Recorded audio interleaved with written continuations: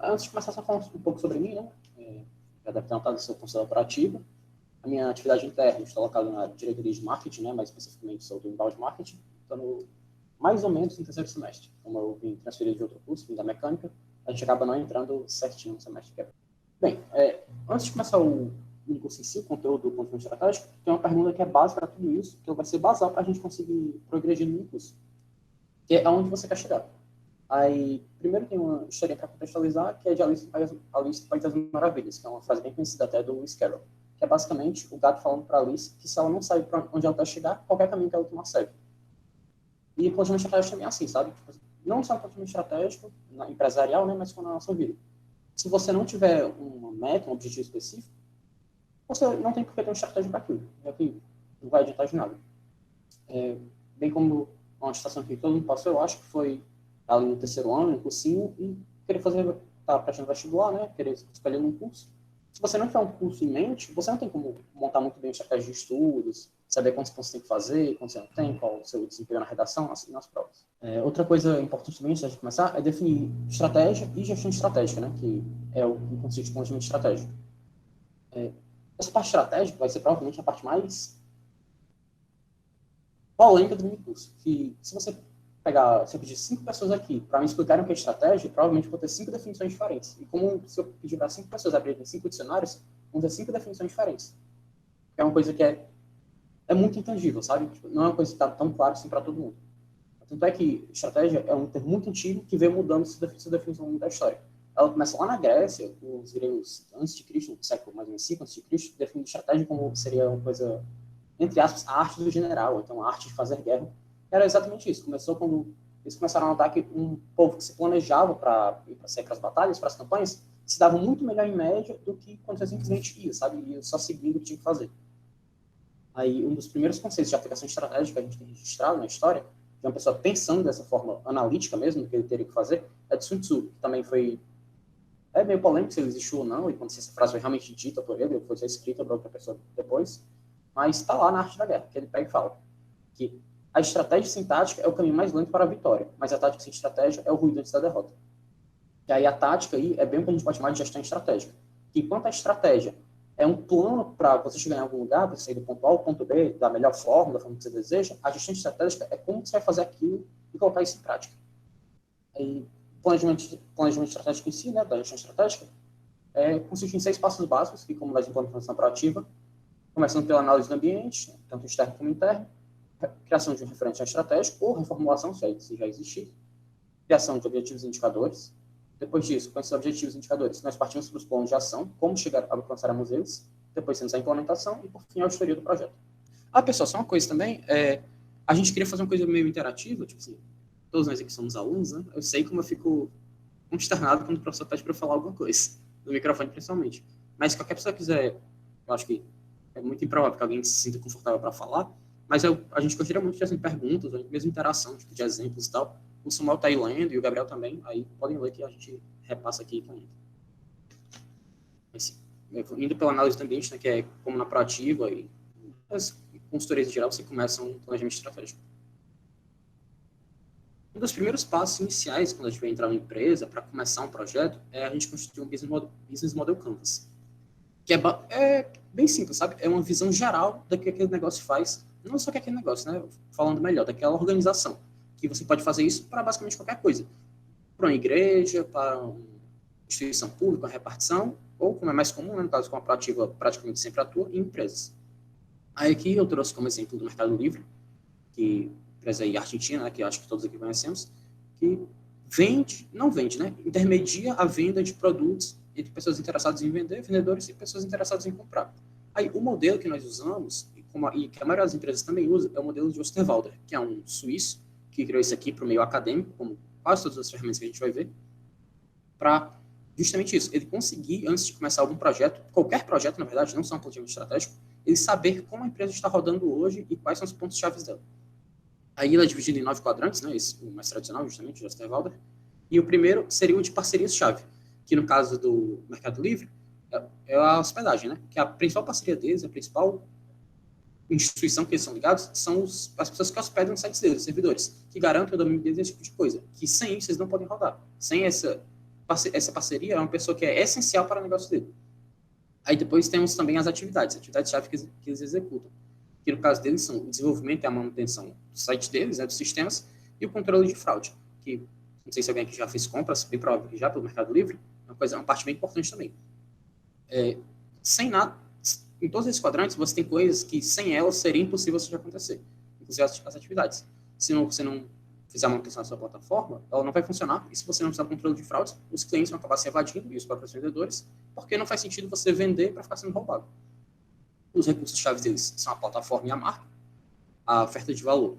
A oferta de valor aqui é a parte mais intangível desse quadro. Esse quadro é todo bem específico, ele é bem guiado, bem prático, excetuando essa parte que ela é mais imaginativa. A oferta de valor é o que você oferece para o seu cliente. Porque o cliente vai ter que colocar o produto dele ali ou comprar ali, né? Que, no caso do Mercado Livre em específico, ele tem dois clientes, né? O cliente vendedor e o cliente comprador. Ambos são clientes dele. Que ele acaba levando uma margem dos dois lados. No caso do Mercado Livre, as ofertas de valor dele, o que ele realmente está oferecendo para os vendedores e compradores, é que o comprador, ele vai ter acesso a um grande número de produtos, que isso é uma grande vantagem, você não vai ficar restrito, como se fosse para uma loja, e você vê só os produtos que a loja quer vender, em geral, para ambos. Ele vai conectar os consumidores e vendedores, e para os vendedores, o grande benefício é que ele vai dar acesso aos consumidores. Os relacionamentos.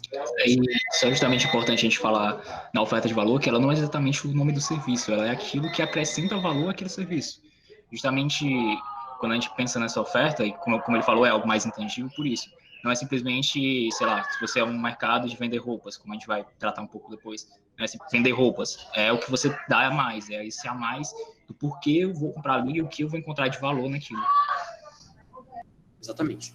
Aí, relacionamentos, é como você se indica, né, como você se relaciona com o seu cliente, que é com o seu perfil online, perfil do próprio Mercado Livre, e com também ferramentas que usa, no caso de garantias, né, o Mercado Livre garante que você não recebeu o produto, você recebe seu dinheiro de volta, ou o contrário também, se você não recebeu o pagamento, você nem chega a enviar o produto. Segmento de clientes são consumidores e vendedores, né, tanto pessoa física como jurídica. A estrutura de custos é onde está saindo o dinheiro, quais são os custos dele, nesse caso, o desenvolvimento e manutenção da plataforma e o pagamento da equipe. E a fonte de receita é o percentual sobre todas as vendas, a taxa de publicação dos anúncios que o mercado paga, que é um sistema de pagamentos online que o próprio Mercado Livre desenvolveu. Aí, aqui, se o Samuel quiser explicar melhor, o Samuel desenvolveu um case fantasma, baseado nas atividades do dia a dia, situações que nós já vimos. Aí vocês irão acompanhar com a gente a progressão da Sunflower, que é uma empresa que vende roupas, Sunflower tira só em inglês, roupas e flores. Aí, aqui nesse... Justamente a gente quer tentar fazer um pouco mais interativo, então a partir do momento que a gente apresenta uma ferramenta, a gente vai tentar também mostrar como seria um case nesse caso, certo? Aí, certo, no caso, Sunflower Clothes seria uma vendedora de roupas, o algo a mais dela seria justamente com vender roupas a preços ali médio, né? E também poder conseguir, ao menor custo, também junto disso, seria a questão de levar uma flor junto, reunir tanto uma floricultura como uma vendedora de roupas.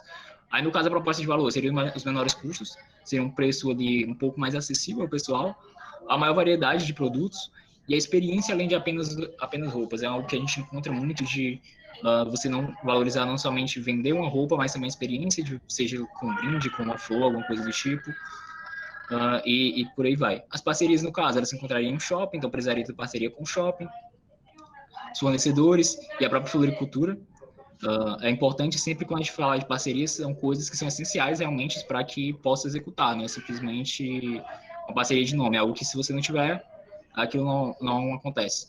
Mas você tem também as atividades chaves, por ser uma loja de roupa que, claro, a moda acaba mudando muito rapidamente, é muito necessário, por exemplo, uma gestão de estoque muito boa, tem a questão das vendas, do financeiro e da logística, ao mesmo tempo enquanto que os recursos chaves.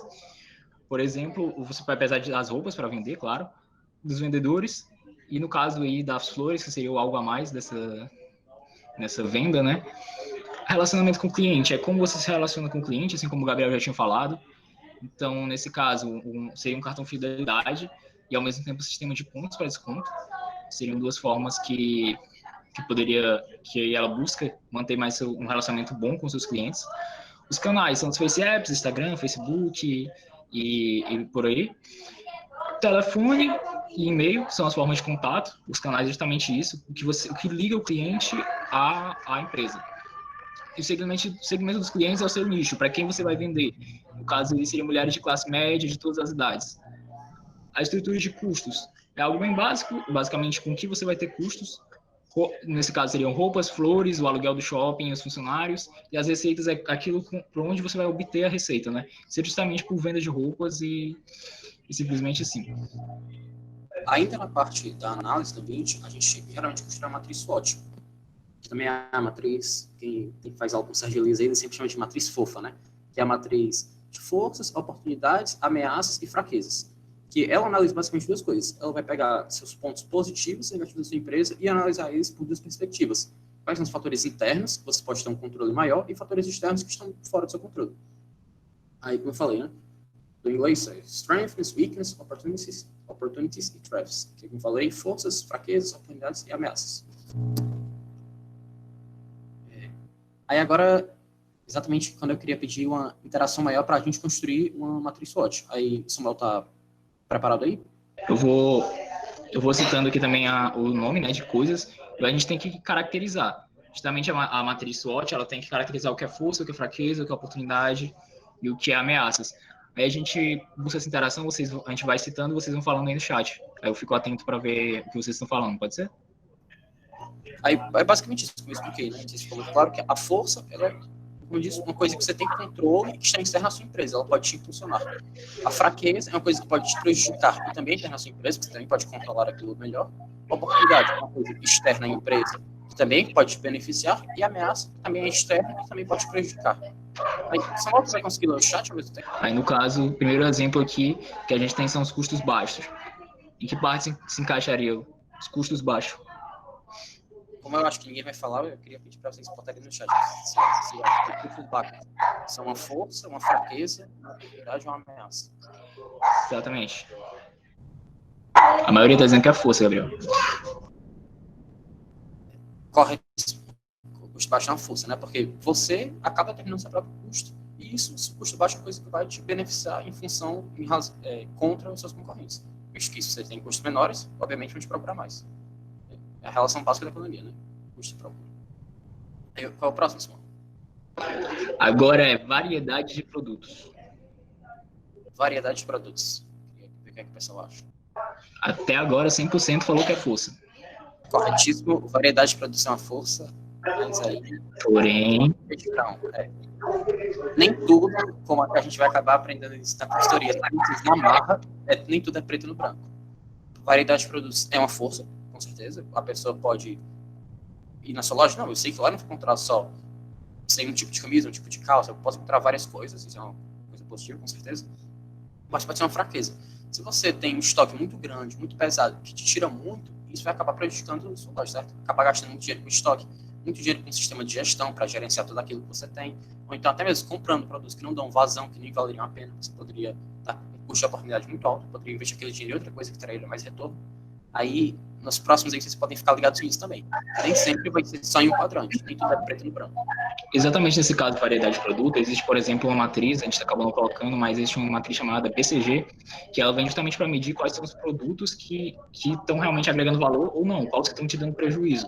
Porque não adianta você ter uma gama muito grande de produtos se alguns vendem e outros estão só te dando prejuízo ali. Então, essa BCG, ela tenta classificar como produtos estrelas e produtos abacaxi, que é chamado, quais são os produtos que estão te dando lucro, que têm uma perspectiva de crescimento ainda, que são as estrelas, e os que estão te dando prejuízo e que a perspectiva ainda é menor ainda, eles seriam os abacaxis. Então, a gente acabou não trabalhando muito com ela, para não sobrecarregar a prestação, mas também é um ponto que eu acho que pode acrescentar. Agora a questão é a facilidade de acesso. Pronto, facilidade de acesso. O que é que o pessoal acha? Todo mundo aqui falando oportunidade, só alguns que ainda falaram força também. Facilidade de acesso, ela é majoritariamente uma oportunidade, porque você acaba não tendo tanto controle se o governo vai acabar construindo uma estação de metrô perto do seu shopping, ou um ponto de ônibus, ou ali vai ter uma duplicação da rodovia. Mas, como eu falei, nem tudo é preto no branco. Alguém pode acabar argumentando que a facilidade de acesso é uma força porque você pode escolher onde fica a sua loja, o que também seria verdade. Acabaria, nessa perspectiva, é uma força. Mas aí eu quero que vocês entendam que majoritariamente vai ser uma oportunidade, porque a infraestrutura da cidade não está sob seu controle. Mas, como eu disse, nem tudo é preto no branco. A gente, na margem, vai aprender muito isso. Em consultorias e tal, isso é uma coisa frequente. Próximo ponto. Certo, o próximo ponto aqui é a localização em um shopping.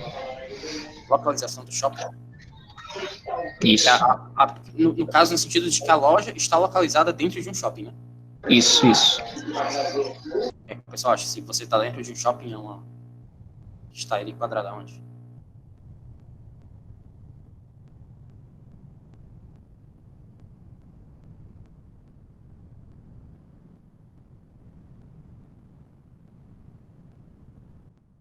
E aí, Morris?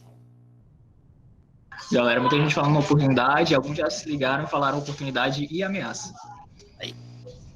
Exatamente. Facilidade de acesso é uma oportunidade, né? Porque se está num shopping, vai ter muita gente circulando ali, muita gente já disposta a comprar, né?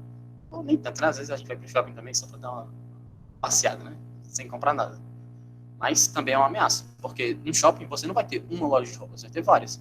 Aí você vai ter que garantir que seu produto é bom, que seu atendimento é bom, que sua loja é boa, para que as pessoas vão realmente comprar ali e não vão preferir o cliente, preferir seu rival ao invés de você.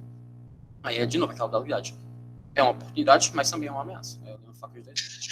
Ao mesmo tempo que ele também pode, outro ponto positivo é que reunir e virar, por exemplo, Centro Fashion, ele acaba sendo referência quando o assunto é roupas. Então, quando você tem uma competição grande, por exemplo, entra num ponto que pode ser tanto ameaça também, mas pode também ser uma oportunidade. Eu já dei ali um spoiler do próximo, mas é clientes fiéis. Onde é que o pessoal acha que fica? Se elas preferem seu estabelecimento, sempre vão lá, isso é um ponto positivo para você e que você tem controle. Você pode atender bem para elas sempre estar voltando, ou fazer promoções, dar descontos. E qual é o próximo ponto, Simão? Equipe pequena. O pessoal acha que a equipe pequena é uma força, ou fraqueza, oportunidade ou ameaça?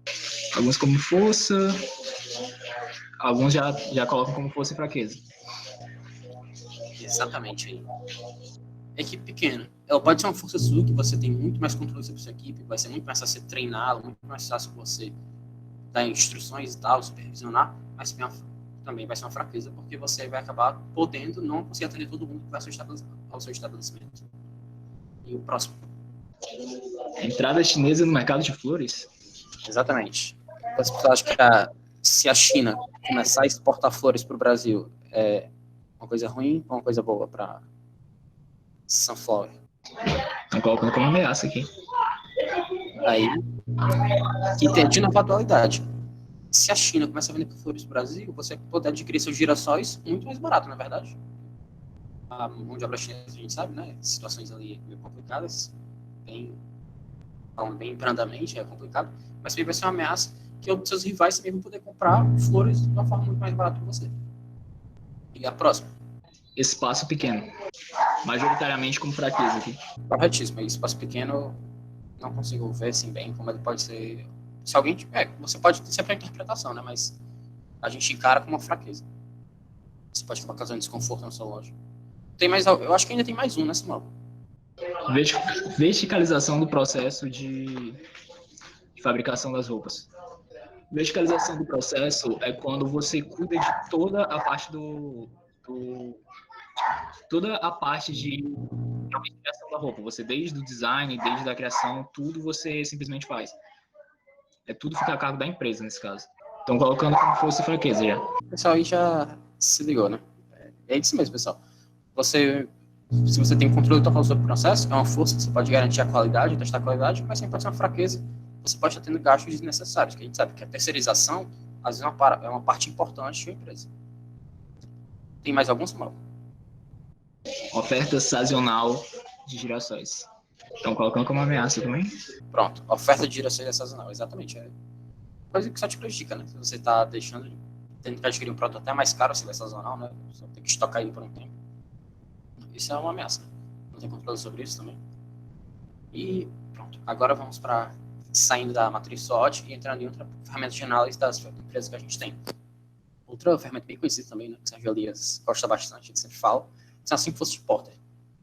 O Michael Porter, né, fez um artigo aqui, lá nos anos 70, final dos anos 70, na Harvard Business Review, que ele tinha imaginado esse modelo para ele conseguir trabalhar trabalhavam assim, pesquisavam sobre esse tema, né, para ele conseguir analisar a rivalidade entre as empresas.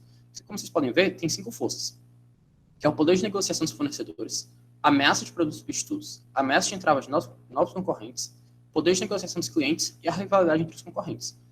Essas 5 forças, elas, quer dizer, no caso, né, essas 4 forças aqui, que vocês podem ver na figura, todas elas orbitam a rivalidade entre os concorrentes. Nessa ferramenta, a rivalidade é o ponto-chave. É como você vai encarar a forma que seus rivais estão se portando perante você. Aí, dando aqui uma explanada nas forças, né? Perdão. A parte de negociação dos fornecedores é quanto você está na mão deles. Aí você vai ter que analisar alguns aspectos da sua empresa e de como você está comprando. Existem muitos fornecedores? Qual a proporção de fornecedores para compradores? Você tem apenas um fornecedor, você tem vários. Para você trocar de um fornecedor para o outro, seria muito custoso para a sua empresa? Aí, nesse caso, o cenário ideal para a empresa, né, para a empresa, né, que está nos contratando a proativa, seria que ela tivesse muitos fornecedores e que o custo de troca de um fornecedor para o outro fosse barato. Aí, outra coisa seria a ameaça dos produtos substitutos, que é, para uma pessoa entrar no seu mercado, para uma pessoa criar um novo produto nesse seu mercado, seria muito caro. Tem alguma tecnologia que está surgindo, você já sabe, que ela pode substituir uma atividade que você faz, ou até mesmo, né, o pior cenário possível, o seu produto inteiro, a sua solução inteira. Você tem que estar sempre, um empresário tem que estar sempre atento a isso para nunca se ter desprevenido. Ele pode, simplesmente um dia, como aconteceu aí com várias empresas já, eu posso citar aqui a Enciclopédia Britânica. A Enciclopédia Britânica era fortíssima há séculos. Ela passou basicamente 2 séculos vendendo muito na perspectiva de que a enciclopédia pode vender, né? Para acadêmicos, universitários, estudantes em geral. Aí, até que um belo dia, veio a internet, veio a enciclopédia que a gente conhece hoje, né, a Wikipedia, que é gratuito, que a pessoa pode escrever e modificar, e meio que praticamente acabou o comércio que tinha a Enciclopédia Britânica. A Enciclopédia Britânica tentou se reinventar, criar um site online, mas ela é completamente travada em relação ao poder da liberdade que a Wikipedia dava. A Enciclopédia Britânica só aceitava artigos que foram escritos por doutores e tinham que ser revisados por pares para estar lá. Enquanto a Wikipedia, qualquer pessoa pode escrever. E isso a Wikipedia acaba podendo ser desfigurada, esse tipo de coisa, mas só que na média elas vão ter que acabar, pesquisas mostram que elas têm o mesmo número de erros. Aí ela foi substituída e não conseguiu se adaptar. Aí na próxima a gente tem o poder de negociação dos clientes, que é o empreendedor tem que se atentar, né? Ou então o consultor. Você tem muitos clientes ou alguns. Os clientes, eles podem trocar você por seu rival de uma maneira rápida e fácil. Aí eu posso dar um exemplo aqui como seria uma agência de marketing. Uma agência de marketing média ou grande, ela não costuma ter muitos clientes. Ela tem poucos clientes, mas são clientes gigantes. Posso dar aqui um exemplo de uma agência de marketing X, que ela tem alguns clientes ali, como faz conta BMW do Brasil, Dell, Yamaha do Brasil, esse tipo de coisa. Ela tem poucas contas e contas muito grandes. Para essa empresa, essa agência de marketing, ela tem noção de que para a BMW do Brasil, por exemplo, sair dela e ir para a rival Y, seria um processo extremamente custoso e caro, porque ela vai ter que treinar toda uma nova equipe, aquela empresa, né, vai ter que treinar toda uma nova equipe, como ela trabalha, qual é o estilo de marketing que ela aplica, quais são as estratégias dela. Aí a empresa sabe que ela pode ter uma segurança quanto a isso, que é a troca difícil, mas ela também tem que saber que se ela for trocada, o baque vai ser muito grande para ela, visto que o ticket médio dela é muito alto e ela tem poucos clientes. Isso não é necessariamente ruim, isso é um modelo de negócio dela, simplesmente. Aí, a quarta força, né, que seria a ameaça de entrada de novos concorrentes. Aí, o empresário tem que estar sempre esperto se o mercado dele é muito aberto ou não, ou ele é mais fechado. Se é fácil uma empresa ser fundada e começar a criar tecnologias naquela área que ele atua. Outro exemplo aqui que eu posso dar, um exemplo bem diferente, seria a Lockheed Martin. A Lockheed Martin, ela faz caças, ou satélites, ou mísseis, principalmente para o governo americano. Ela tem basicamente um cliente, que é o governo dos Estados Unidos. Ela vende, 95% das vendas dela são para o governo americano. E para uma empresa entrar nesse ramo é difícil, porque imagine o nível de custos e de tecnologia que você tem que ter para poder desenvolver um caça de guerra. É praticamente impossível, né? Você conta na palma da mão quantas empresas no mundo podem fazer isso. Aí tem pouquíssimas. Embraer, Boeing, Airbus Defense e a própria Lockheed Martin. E por último, temos ali a força central, da qual todas as outras 4 vão estar orbitando sempre, que é a rivalidade entre os concorrentes. Que aí você vai ser uma coisa... Essa parte vai ser mais qualitativa do que as outras, que são muito quantitativas. Que é mais se a proporção entre clientes e compradores no mercado é muito alta ou muito baixa. Como é que seus clientes tentam... Como é que seus rivais tentam se diferenciar de você? Eles dão promoções, ou eles fazem campanhas de marketing, ou eles tentam trazer pessoas, tentam trazer influenciadores para falar sobre a marca deles, esse tipo de coisa. Aí é mais a sua relação com os seus rivais. E também, essa sim foi suposta, né? As que ele falou lá no artigo em 79. Aí depois, anos depois, começaram a notar que também tinha uma parte muito importante que ele tinha meio que negligenciado, apesar do artigo ser bem completo, que seria uma sexta força. Que a sexta força trata basicamente da complementariedade entre as empresas, que também é uma parte importantíssima que sem ela, vários ramos não conseguiriam rodar. Um exemplo claríssimo que a gente vê aqui no Brasil é com a Ambev, que é nacional, né, contra a Heineken holandesa. Ou belga, se não me engano. Mas eu acho que é holandesa. Porque a Ambev produz cerveja e outras bebidas, mas principalmente cerveja. Se a Ambev não conseguir vender aquela cerveja para os bares, é mesmo que nada. A Ambev pode fazer em outro jeito. Se ela não tem vazão para aquele produto, ela tem que fechar contratos, muitas vezes com o bar, até para o bar vender exclusivamente a cerveja dela, o restaurante também pode ser, né? Vender exclusivamente a Ambev. Aí vai vender aquelas marcas especificamente, não vai vender Heineken, ou simplesmente também vender a cerveja dela e também vender Heineken. Mas ela tem que garantir que essas parcerias ocorram. Sem elas, a Ambev fala, né? Se não tiver saída. Só que essa força, como eu disse, ela não, alguns não aceitam muito bem, porque ela não foi falada pelo próprio Porter. Aí, aqui é como a Proativa faz. Ele definiu mais ou menos as forças, mas não definiu muito bem como mediu, sabe? Aí, muitas empresas, incluindo a Proativa, fazem, a gente tem uma planilha, nessa planilha a gente tem várias perguntas que a gente elaborou ao longo do tempo, a Proativa tem 18 anos de mercado, a gente foi vendo os principais problemas que as empresas tinham, elaboramos essa planilha com as perguntas. Aí, no caso da Proativa, como a gente faz, e outras empresas também, Globo de Matos, ou Elo Group também fazem assim, seria... Globo de Matos eu não sei, mas Elo Group faz. Perdão. A gente tem essa planilha, né? A gente preenche de 1 a 5. Cada pergunta, né? 1 sendo não, tipo assim, não completo, e 5 completo. E quanto mais alto o resultado, pior para o empresário. Que aí, como alguns exemplos que a gente tem aí, por exemplo, nas possibilidades de entrada de novos concorrentes. A pergunta A seria, é possível ser pequeno para entrar no negócio? Se sim, isso é uma coisa bem para você, né? Vai ser muito fácil entrar novas pessoas. Aí nós temos vários exemplos. E aqui temos um resultado, né? Um resultado que realmente isso aqui é uma empresa real, isso aqui é de um case nosso prático que a gente já fez, Açaí Parajoá, que era um açaí que ficava ali pela Delta. E aqui nós temos, por exemplo, aqui, isso aqui essa parte é importantíssima, essencial para o consultor, para ele avaliar na hora de criar os planos, as estratégias, os planos dele. A gente pode ver que uma força muito importante aqui, importante no sentido prejudicial, seria a rivalidade entre as empresas, a força 2. Porque olha que uma nota dela se aproxima, passa de 75, se aproximando de 80 para 90. Então o consultor já tem que ficar bem ligado nessa parte, ele vai ter que trabalhar bem nisso aqui, porque é uma coisa que está ameaçando o cliente dele. Aí outros também, como a força 3 também está alta, a 4 mais ou menos, e a 5 e a 1 estão relativamente baixas. Samuel vai guiar a parte de Certo, agora a gente vai tratar um pouco mais de referencial estratégico, justamente para responder aquela pergunta inicial, né, de para onde a gente vai. Tipo, quando a gente fala de um referencial estratégico, o nome já fala referência, da onde a gente tira a referência para fazer todas as estratégias de cima. Mais especificamente em 3 pontos, que a gente considera assim, mais importante. Primeiro, a missão, a visão e os valores de uma empresa. A missão é basicamente a existência, o motivo da existência da empresa. Por que a gente faz isso? Por que essa empresa existe? Quando a gente trata de uma missão, ela é algo um pouco mais constante na empresa, é algo que quase imutável, porque trata realmente desde do motivo de você estar ali.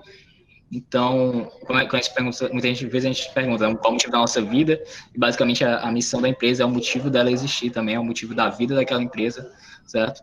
A visão já é algo um pouco mais, não passageiro, mas já é algo um pouco mais metificado, que existe uma meta. Algumas empresas, por exemplo, já vê a visão com a meta de a gente tem que chegar até tal ponto em 2 anos, por exemplo. Então, a visão ela é onde a gente quer chegar agora. Então, ela pode variar um pouco mais durante o tempo. Por exemplo, dentro da Proativa mesmo, a gente teve uma visão no começo do ano e ela foi revisada e hoje a gente já tem uma visão completamente diferente. Então, basicamente, a visão ela acaba sendo mais mutável, até porque, às vezes, a visão ela é uma frase para você expor, para você colocar, mas, ao mesmo tempo, o significado interno dela é um pouco diferente do que é apresentado. Às vezes, o significado da visão é algo mais para você ter um referencial ali do time para saber onde você quer chegar. E os valores é justamente o que nos guia. Quando a gente fala em valores, a gente não fala somente de uma frasezinha bonita ou de uma palavrinha, mas é justamente aquilo que vai te nortear. A gente tem, por exemplo, uma analogia a uma montanha. Um homem que queria chegar na montanha. Ele queria chegar na montanha porque ninguém antes tinha feito isso. Então, isso era o porquê dele. A visão, onde ele queria chegar. Ele queria chegar até o topo da montanha. E os valores seriam o que ele poderia fazer, o que iria nortear esse caminho dele até lá. Quando ele fala em valores, a gente fala justamente o que pode, o que não pode. Quando a gente trata de valores, trata também justamente a importância disso para uma empresa. Quando a gente vai fazer um processo seletivo, ou quando acontece alguma coisa, os valores é muito importante para você não fazer com que aquela empresa no futuro ela venha mudar completamente, ela venha se manter sempre constante com as pessoas que você coloca lá. Então, os valores é muito importante por isso. Então, um ponto que a gente vai passar na próxima fase. Aqui são alguns exemplos de missão, certo? Como eu falei, cada empresa tem a sua. Então, primeiramente, do Walmart. Nós economizamos o dinheiro das pessoas para que elas possam viver melhor. Basicamente, como eu falei, é uma frase que reflete o porquê dela estar existindo, não é justamente, não é só, assim como a proposta de valor, essa frase não é somente falar, nós vivemos para vender tal coisa. Geralmente, quando a gente pensa em empresa, a gente pensa que o objetivo final é somente o lucro, mas a missão está aí também justamente para falar que tem algo mais também por trás. A do Google, no caso, organizar informações do mundo todo e torná-las acessíveis e úteis em caráter universal. Da Mercedes-Benz, aperfeiçoar o nosso negócio de automóveis, fornecendo veículos de alta performance e confiabilidade. E no nosso caso do case fictício, a gente colocou aí da Sunflower Clothers, promover a experiência de mulheres de todas as idades, reformulando sua forma de ver a moda e as flores, além da interação em grupo. Então, como eu falei, a missão ela é algo que vai te nortear da empresa, ela vai te dizer o porquê da existência dela. Então, é um ponto, talvez o ponto mais importante. E toda a questão de estratégia, toda a questão de planejamento, ela tem que estar de acordo com esse referencial. Esse referencial ele chega como base justamente para o que você for fazer agora. Agora, no próximo passo da visão também, a visão depende da sua missão, ela não pode, de forma alguma, negar ela, e ela também é justamente um complemento de onde você quer chegar naquilo. Aí, justamente na parte da visão, a gente tem mais alguns exemplos. No caso, primeiramente, da Fiat. Está entre os principais players do mercado e ser referência de excelência em produtos e serviços automobilísticos. Se é a empresa número... Agora da Arco, né? Desculpa até ir pro lado aí. Se é a empresa número 1 de guloseimas e biscoitos da América Latina e consolidar a participação no mercado internacional. No caso da Nike, ser uma referência em artigos esportivos, mantendo assim um vínculo com qualidade de vida e de pessoas. Sunflower Clothes, no nosso caso fictício, impactar em cenário nacional, sendo uma marca de referência em âmbito estadual. A visão, como a gente também falou, ela é um pouco mais mutável. Algumas até, elas trazem consigo uma data para ela ser simplesmente assim batida. Então, quando a gente fala, por exemplo, de uma visão de impactar em cenário nacional, aquilo a gente vai definir mais métricas para ver se isso realmente aconteceu posteriormente. Mas geralmente ela tem um prazo. Daqui a 2 anos, talvez isso não faça mais sentido. A visão é algo mutável, é algo que vai se adaptando, dependendo de como vão acontecendo as coisas, e dependendo das metas. Se as metas foram batidas agora, a nossa visão talvez seja outra. Então depende muito depende muito do momento e depende muito da onde você quer chegar. Porque não é porque você que às vezes a sua visão é chegar em um canto. A partir do momento que você chega nesse canto, já tem outro canto novo para você chegar. Então, por isso, ela é mais mutável. Eu queria só fazer um comentário sobre a visão também, que a gente, quando construiu os slides, fez esse meio que de propósito. Como vocês podem ver, a gente falou, né, que a visão, ela tem uma data e tal, e ela tem um objetivo claro. Tipo, onde você quer estar, em que data você quer estar lá. Aí vocês podem ver, nenhuma dessas aqui que a gente colocou tem uma data, algumas, né, tem até o objetivo específico, né, tipo, Arco será a empresa número 1. Ele tá bem claro o que ele quer. Mas ele não colocou, até 2022, até 2024, até 2030, não sei. Mas, tipo assim, eu posso garantir para vocês, eles têm isso internamente, só que isso não foi colocado no site deles, né? Que muitas vezes ele não quer entregar isso para um adversário, até mesmo um pesquisador, ele quer que aquilo fique interno à empresa.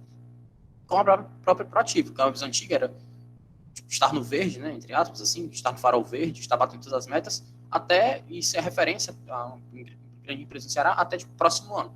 Aí, eu posso garantir para vocês, a Nike também tem a dela lá, internamente a ela. onde ela vai estar e quando ela vai estar. Só que ela não expôs isso, tipo, publicamente.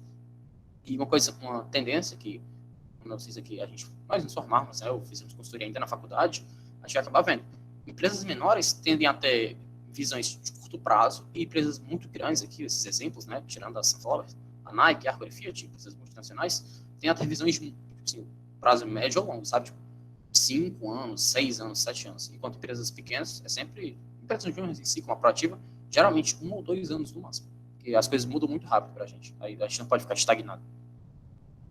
E justamente a visão ela tem essa capacidade maior de se adaptar. Agora, quando a gente fala dos valores, a gente tem, como eu falei, é o que norteia essa tua caminhada, é o que norteia a caminhada da empresa, o que define ela também. No caso da Avon, os valores eles podem ser simplesmente palavras que representam alguma coisa ou frases mais completas, certo? A Avon, no caso, confiança, respeito, crença, humildade e integridade. Do Itaú, só é bom para a gente se for bom para o cliente. Simples, sempre. Fanáticos por performance. Pensamos e agimos como donos. Gente é tudo para a gente. Ética é inegociável e o melhor argumento é o que vale.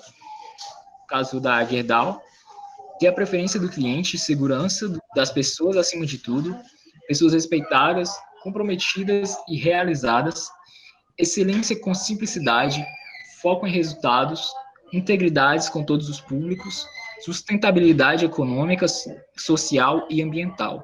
No caso do nosso case fictício, Sunflower Clothes, ser para além da moda, promover a experiência acima dos produtos, ética em todas as ações, mas com uma empresa e uma família unida. Quando a gente fala também de valores, não tem questão de ter algo certo ou errado, quando a gente fala também todo referencial estratégico tem que ser algo que faça sentido para a empresa em si. Assim como ninguém é igual a ninguém, cada pessoa tem seus valores, tem suas coisas específicas, as empresas também são assim. É um caso, por exemplo, quando eu estava no planejamento estratégico de um EJ, eles passavam muito tempo debatendo e perguntando se aquilo era certo ou não. Só que o debate maior não era se estava certo ou não, era se fazia sentido para eles. Por isso que até nesse momento dessa consultoria, acabou que essa parte se estendeu um pouco mais, para até eles acharem realmente algo que fizesse sentido para eles. Porque como eu falei, toda a estratégia, tudo que vai passar adiante na empresa agora, ela parte muito da base desse referencial estratégico. Então, esse referencial estratégico precisa ter uma importância grande e precisa ser realmente algo que faça sentido para a empresa em si. Desde a missão, desde a visão e desde os valores. Você falou muito bem aí, isso tem também um adendo, né? Na consultoria a gente acaba vendo que, tipo assim, isso aqui é para nortear a empresa, só que a gente também não pode acabar tendo contradições. A gente não pode falar que a gente quer ser uma empresa assim, sem farpar nenhuma empresa aí bilionária, né? Mas eu não posso ser uma empresa de mineração e colocar lá que eu quero preservar a vida humana. Só que eu acabo causando um desastre, sabe? Aí, tipo assim, você também é bom evitar essas coisas. Quando você tá ali guiando a pessoa para ela construir a visão dela, os valores dela, não é exatamente o que você quer ser, né? Você já tem que estar meio praticando aquilo, ó, tipo, o que te guia, mas você tem que estar fazendo aquilo. Não pode ser uma coisa que vai contra o que você está fazendo. Senão você acaba jogando no lixo, aquela construção que você tem. Exatamente, por isso que é realmente algo que faz sentido no âmbito da empresa, não é algo simplesmente para estar bonitinho lá, sabe? Aí, saindo mais quando a gente conclui essa parte da missão, visão e valores, a gente vai indo para o projeto em si, né? Que é definir objetivos e indicadores para o seu projeto.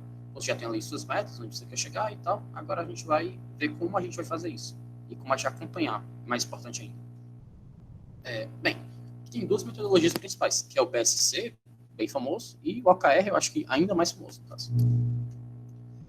Falando aqui, começando pelo BSC. O BSC é um livro, né? O livro esse é de verdade muito famoso, escrito lá nos anos 90, por 2 professores da Escola de Negócios de Harvard, né? Que é o Kaplan e o Norton. Se eu não me engano, até o livro é bem famoso. Na capa tem até, eu acho, Robert Kaplan e David Norton. Ele é dividido em 4 perspectivas, basicamente, vocês estão vendo aí. A perspectiva financeira, a perspectiva do cliente, algumas pessoas, na verdade, as edições mais novas do livro, chamam de perspectiva do mercado, tem a perspectiva de aprendizado e crescimento e a perspectiva de processos internos. A visão e vocês estão vendo aí no meio que tem visão e estratégia. Isso não é perspectiva. É o que está guiando todas aquelas perspectivas juntas. Que é como a sua empresa, onde ela quer chegar, né, que nós falamos, a sua visão, e a estratégia, que é basicamente a mesma coisa, onde você quer chegar, mas mais assim, num curto prazo. Aí, aqui temos algumas características dela, né, que ela vai comparar, vai ter fatores internos e externos, de novo.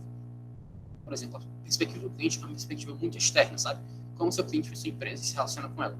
Isso, a perspectiva de aprendizado e crescimento é muito interna. É como sua empresa aprende para estar melhorando e progredindo. Aí, ela se baseia também em indicadores claros. Você tem que ter muito especificado o que você quer. Você não pode ter uma coisa abrangente.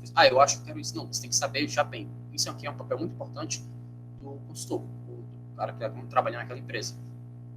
A carteira assinada mesmo. Às vezes, né, frequentemente, o seu superior, o empresário, o diretor da empresa, ele não é um cara tipo, de gestão mesmo, sabe? Ele não vai ter isso muito claro na cabeça dele. Ele vai, às vezes, dizer só assim, eu quero crescer a empresa, mas você quer crescer quanto? Você quer crescer em faturamento? Você quer crescer em lucro líquido? Você quer crescer em vendas? Volume de vendas? Isso tem que ser uma coisa muito definida antes mesmo do projeto começar. Que se a gente não tivesse deixar muito claro desde o começo, o projeto inteiro pode ruir por causa desse vacilo que você acabou dando no começo. Aí as perspectivas são interrelacionadas, você pode ver essa desligando elas. Com a perspectiva do cliente, ela leva para uma perspectiva financeira. A perspectiva financeira propicia que você tenha bons processos internos e a aprendizado e crescimento propicia que você tenha um bom atendimento do seu cliente, por exemplo. Todas elas são interligadas entre si. E essa metodologia flexível, ela permite que você faça mudanças enquanto você executa, que é uma coisa muito importante hoje em dia, né?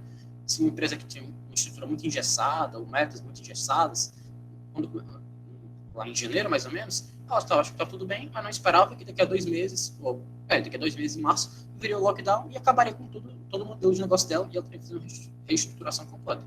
Por isso, principalmente nos dias atuais, é muito importante você ter essa flexibilidade. Aí começando, vamos repassar as perspectivas. A perspectiva financeira, todas elas, não só financeira, como todas, elas se centram ao redor de uma pergunta. E isso não é bem explicado no livro, mas isso é um resumo do capítulo. No final de tudo, você vai ver que aquilo tudo que quis dizer, a perspectiva financeira, você tem que simplesmente responder o que você deve alcançar em faturamento, volume de vendas, ou qualquer outra meta que você queira escolher, para suprir o que os seus sócios esperam, o que o seu dono espera. Aí, para isso, você como consultor vai ter que ter um arsenal, vai ter que ter estudado, né, já saber ter aquilo no bolso. Não, como é que eu vou poder acompanhar isso? Que vai ser sempre em torno disso, de acompanhamento da meta. Você tem que saber onde você está, onde você quer chegar. Aí, para fazer esse acompanhamento, eu vou querer um ROI, um retorno sobre investimento, né? Quanto eu estou investindo, de quanto eu estou tirando, um lifetime value, quanto tempo eu estou conseguindo vender para aquela pessoa, um custo de aquisição de cliente. Eu estou gastando tanto de salário para o meu vendedor, mais tanto de internet, mais tanto na máquina dele, no computador, e ele está conseguindo me trazer tanto. Aí você tem que saber esse tipo de coisa. Isso tem que ser muito bem calculado e definido antes mesmo do projeto começar. Porque sem isso aqui, você vai estar fazendo nada. Você vai estar acompanhando, mas acompanhando o quê? Acompanhando de que forma? Isso que é a parte mais importante.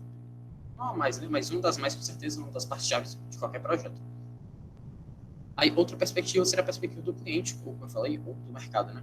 E aqui você vai ter que descobrir o que você tem que fazer para garantir que o mercado esteja satisfeito com o seu serviço, com a solução que você dá. Você tem que saber se aquela solução que você está entregando está realmente suprindo a necessidade dele. Aí que você vai ter, de novo, várias métricas que você pode estar acompanhando. Geralmente você escolhe mais de uma, na verdade. Retenção de clientes, aquisição de novos clientes, lucratividade do seu cliente. Aquele cliente que costuma gastar quanto na sua loja, ele passa quanto tempo voltando aqui? Aí, como você pode ver, isso aqui está diretamente ligado com a perspectiva financeira. Porque se você não tem cliente, você não se mantém, né? Se você não tem dinheiro entrando constantemente, você basicamente está falindo a empresa que você está trabalhando. Uma coisa importante aqui é ter público-alvo e persona. Só uma breve explicação, que o público-alvo é uma coisa mais ampla, mais geral. Meu público-alvo são, homens entre 20 e 40 anos. Isso aí pode ser só site de futebol. Isso é o público-alvo dele. E a persona é uma coisa muito mais específica. A sua persona, ela tem nome, ela tem idade, ela tem trabalho, você sabe o que ela faz. Aí você vai criando esse exercício de imaginação baseado em dados que você colhe. A minha persona, meu público-alvo são homens de 20 a 40 anos, e meu público-alvo é o Gabriel, que tem 20 anos, faz engenharia de produção na UFC, e o hobby dele é jogar futebol. Essa é a minha persona. Aí, aqui, né, a pergunta central que eu até meio que destrinchei no começo é: para atingir nossas metas financeiras, que necessidades dos nossos clientes devemos atender?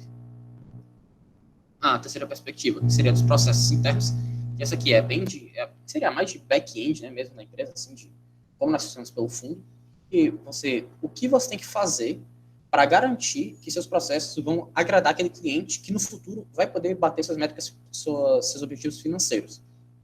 Aqui você tem, essa aqui você vai ter, de verdade, uma infinidade de metas, né? Eu botei 3, mas podia ter 20, 30. Aí, produtividade, que é quando você consegue produzir, quanto tempo sua máquina fica parada, se for no caso de você fazer produtos, né? Ou então de serviço, quanto tempo você trabalha por dia, quanto você consegue fazer, tempo de resposta ali ao cliente, né? Quanto o cliente chega para você pela DM do Instagram, quanto tempo, quantas horas você demora para dar o retorno para ele. Um compliance atuante também é outra métrica, né? O compliance é, não sei se todo mundo sabe, mas é empresas muito grandes geralmente tem, sempre tem que ter, né? Que é um setor meio que jurídico, que é o cara que acompanha se está tudo sendo feito como as leis tem que determinam, né? Tipo assim, é basicamente o setor anticorrupção da empresa, sabe? É ali, tenho garantias que essa minha construtora aqui, de nome alemão, não está pagando político para o político favorecer minhas obras. Aí, isso no mundo ideal funcionaria, mas infelizmente é vida real, né? Mas sabemos que não é bem assim. Mas você vê, se seu compliance está, o compliance da empresa, ele lançou 3 documentos essa semana. Quer dizer, então eles estão realmente acompanhando o que o resto da empresa inteira está fazendo. Isso é muito importante, porque isso aqui pode, se o compliance não atuar, você pode ter um prejuízo de uma multa milionária no futuro. E a última perspectiva, que seria a do aprendizado, que o nome entrega, né, já, que é para atingir nossas metas, como a nossa organização deve aprender e inovar. A figura que eu botei, ela é meio cívica, né, mas ela é quase uma árvore. Tipo assim, o aprendizado, ele é base para todas as outras, na verdade. Porque se você não tem uma empresa capacitada, bons funcionários que sabem o que tem que fazer e sabem, mais importante, como fazer, você não tem, é mesmo que nada, sabe? Você vai ter prejuízo, vai ter retrabalho, vai ter que contratar mais gente do que precisa, esse tipo de coisa. É que tem várias também, teria várias métricas, mas eu acho que as mais importantes, né? Ou até mais comuns que a gente sempre vê em empresas são horas de treinamento, né? Esse mês eu consegui dar 4 horas de treinamento. Consegui dar 1 hora e meia em média de treinamento para cada funcionário da minha empresa. Número de certificados, muitas empresas fazem isso, né?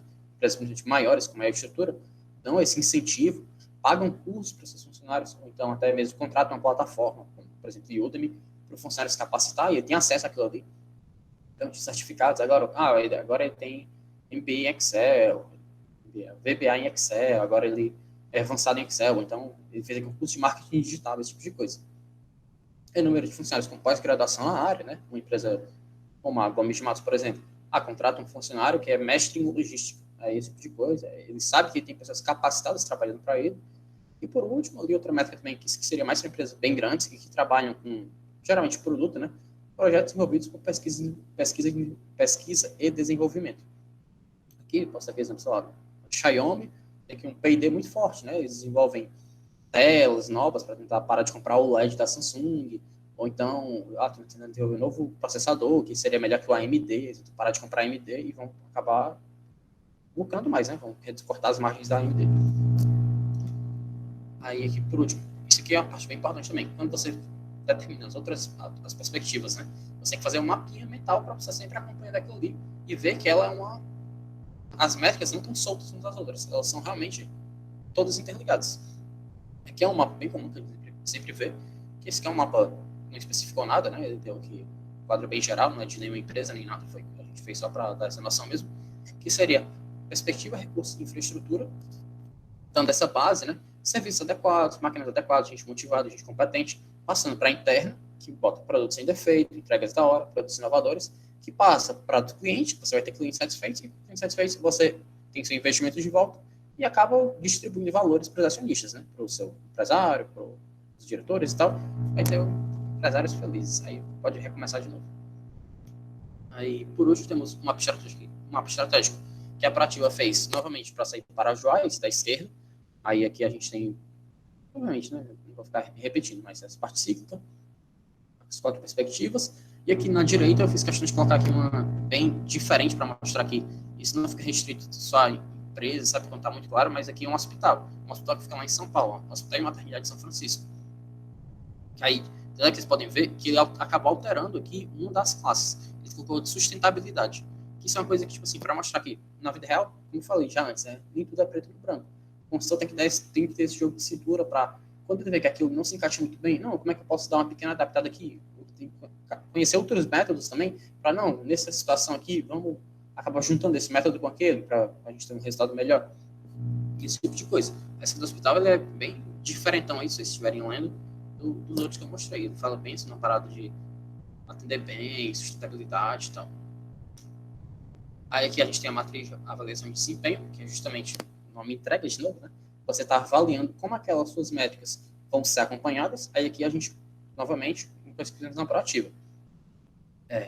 Para de clientes, por exemplo, nosso objetivo é satisfazer os clientes. Que indicador nós escolhemos? O índice de renovação de contrato. Vocês podem ver diretamente ligado com a satisfação do cliente. Se o cliente está satisfeito, ele vai naturalmente voltar para a minha loja, para a minha empresa e renovar aquilo ali.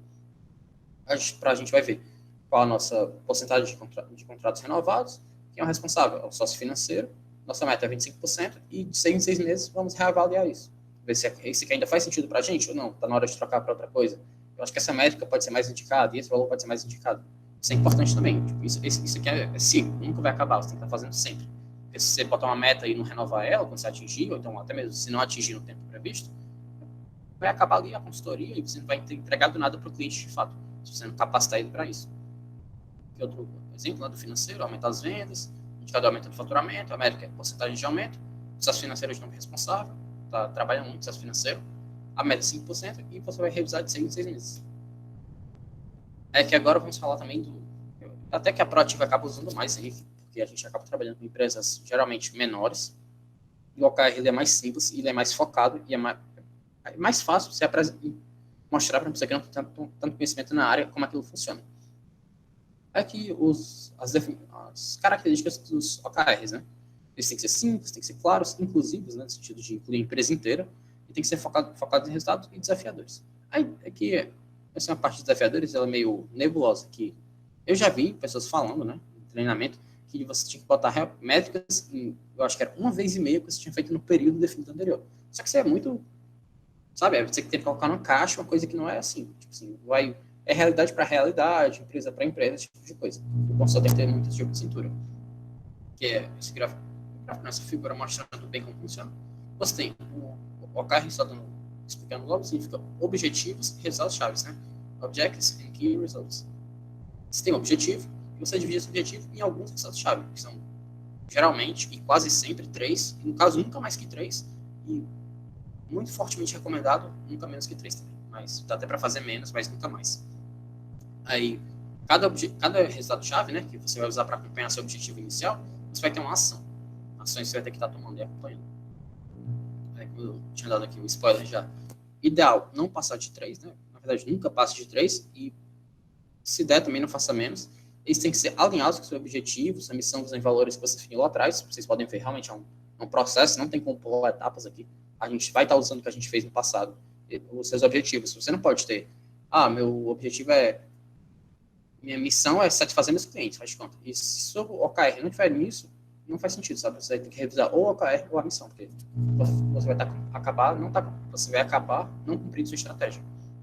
Você tem que ser focado em enxutos, isso é muito importante também.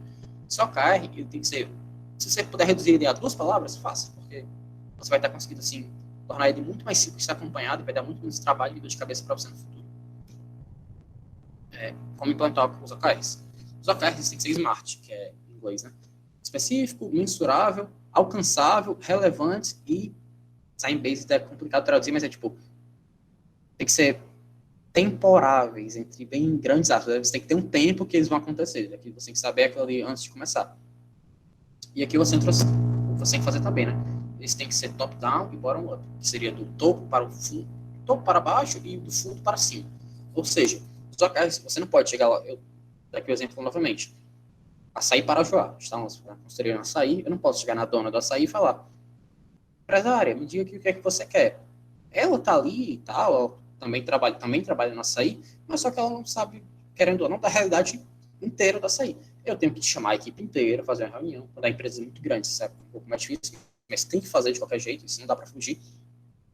Pegar aqui o pessoal, essas 2 meninas são caixas, esse rapaz e essa moça, eles trabalham montando os açaís, né, e tal, orientando. Esse cara aqui, ele é atendimento ao cliente. Eu vou juntar todo mundo, do topo ao fundo, perguntar para cada um, o que é que você acha que você tem que alcançar? Como é que a gente vai fazer isso? Isso tem que ser construído junto com eles, sabe?